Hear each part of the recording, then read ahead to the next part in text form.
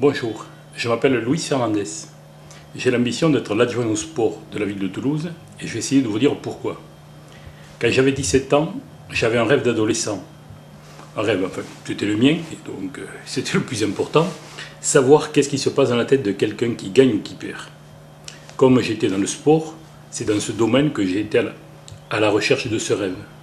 Aujourd'hui, 30 ans après, je peux dire que j'ai atteint mon rêve.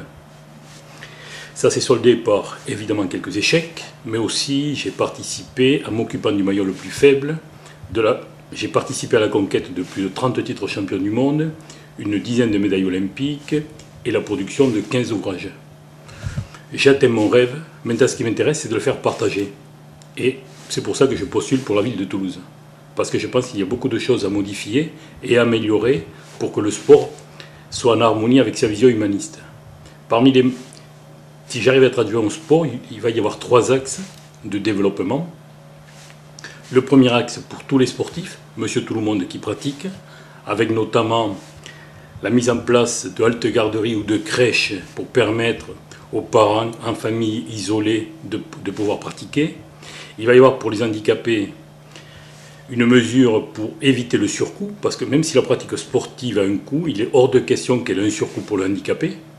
Et pour ces personnes en situation de handicap, de la même façon qu'on a mis en place des auxiliaires de vie, on mettra en place des auxiliaires de sport.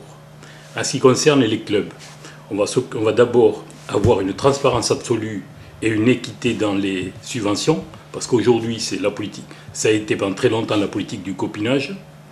Et enfin, en ce qui concerne le troisième axe, c'est-à-dire le rayonnement de la ville de Toulouse, sur la dernière Coupe du Monde, j'ai le sentiment que nous, Toulouse, on a été un peu les cocus de cette Coupe du Monde par les matchs que nous avons reçus.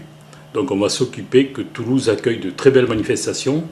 Et pour que Toulouse soit une des capitales européennes et même mondiales du sport et de l'olympisme, on va faire en sorte que Toulouse accueille d'une part et le musée national du sport, que personne ne connaît, qui est situé aujourd'hui au Parc des Princes et qui a 100 000, je répète, objets.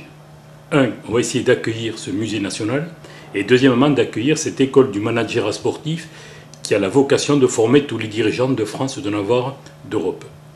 Voilà un peu quels sont les premiers axes sur lesquels on va se développer pour faire de Toulouse une véritable capitale du sport au niveau européen et qu'elle puisse fertiliser toutes les valeurs de l'olympisme sur notre planète. Le match commence le 16, il finit en 2014, et là, j'espère que nous serons fiers de nous.